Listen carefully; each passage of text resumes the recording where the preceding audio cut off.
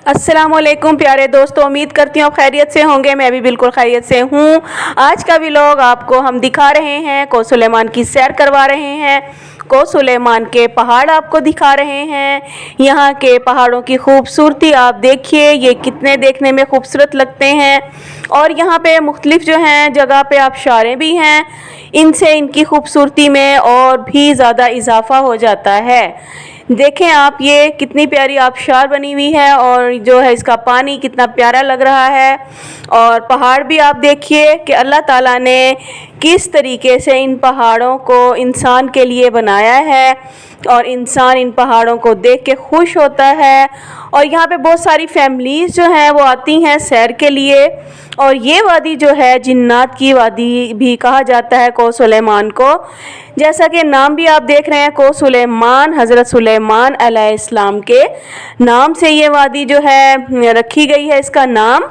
और आप देख सकते हैं यहाँ पे लोग आए हुए हैं सैर के लिए, तस्वीरें बनाते हैं, इंजॉय करते हैं, खाते हैं, पीते हैं और यहाँ पे फ्रेश होके अपने घरों को जाते हैं।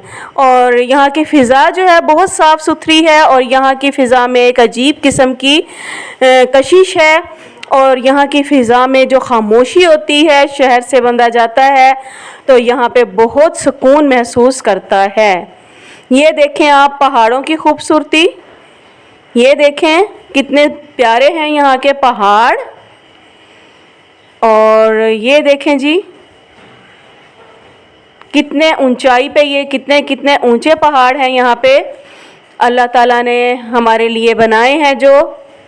और इन पहाड़ों में बहुत सारी जो मादनियात भी पाई जाती हैं जो इंसान के लिए फ़ायदा देती हैं इंसान को।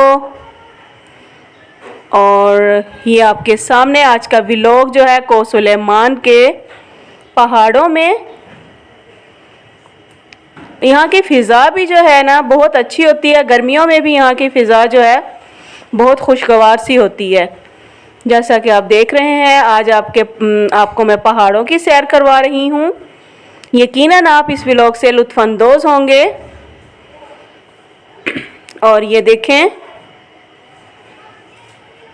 सब्ज़ा भी है यहाँ पर, ये नहीं कि ये बंजर है।